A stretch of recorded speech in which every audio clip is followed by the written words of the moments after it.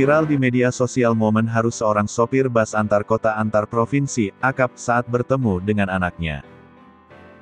Video itu diunggah oleh sang sopir lewat akun TikTok @raja7784 pada tanggal 14 Agustus tahun 2018 dan ditonton lebih dari 700.000.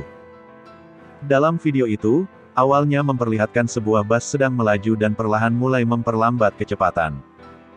Saat bus berhenti, terlihat seorang anak perempuan yang sedang menunggu di pinggir jalan langsung menaiki bus. Sopir bus yang melihat anak perempuannya masuk ke dalam bus langsung menyambutnya. Ia pun langsung memeluk berkali-kali anaknya itu, lalu mengeluarkan uang dari dompetnya untuk sang anak. Setelah itu, ia kembali mencium dan memeluk sang anak sebelum akhirnya sang putri itu kembali turun. Momen pertemuan ayah dan anak ini pun sontak membuat haru netizen. Banyak yang memuji sopir bus tersebut karena menyempatkan diri untuk menemui sang putri meski hanya sesaat. Hingga Rabu, tanggal 18 Agustus tahun 2021, video itu telah ditonton sebanyak 714.000 kali.